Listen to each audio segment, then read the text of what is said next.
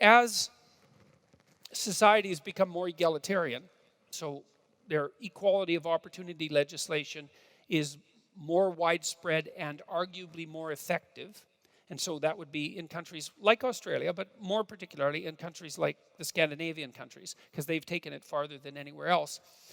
Fewer women go into the STEM fields. Fewer, not more. And so if you rank order countries by how free women are, there's a negative relationship with how probable it is that they'll go into science, technology, engineering, and mathematics fields. Now, and the evidence for that is very, very strong, by the way. This isn't just a few casual studies. These are large-scale international studies with tens of thousands of participants, replicated multiple times by researchers who did not expect to find that nor want it. So it's reliable. Okay, so why? Well, there's a bunch of different theories. One is that the average IQ of men and women is the same, and that's quite clear. But the male curve is flatter than the female curve, and that's the, what do they call that? The enhanced male variability hypothesis, which has almost now become impossible to publish on because it's politically incorrect. And what it suggests is that there are more men at the very upper end of the intelligence distribution and more men at the very lower end. And that explains some things, like why there are far more boys, for example, who have learning disabilities than there are girls. And there's some evidence that men are more neurologically vulnerable than women because they're more specialized neurologically. And the advantage to that is this enhanced variability, but the disadvantage is the specialization makes them less robust and resilient neurologically. Be that as it may. That's one possibility. And I think there's a fair bit of evidence for that. And it's often the case that differences at the extreme, even if there aren't differences in the middle, differences at the extreme actually make a big difference.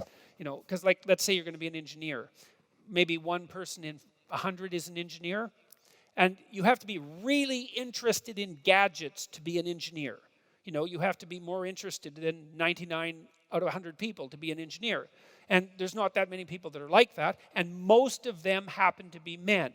Now, people have criticized the male variability hypothesis because they've looked at the performance of girls in mathematics in junior high school.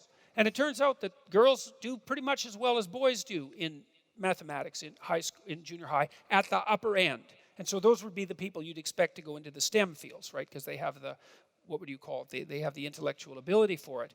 But what you see is that the women who have high mathematical ability also tend to have high verbal ability.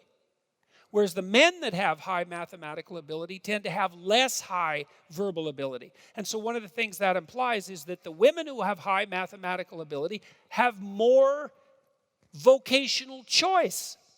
And so they're statistically less likely to go into the STEM fields. So that's kind of an interesting, no one expected that, so that's kind of an interesting observation. And then there's another observation too that's also extraordinarily germane.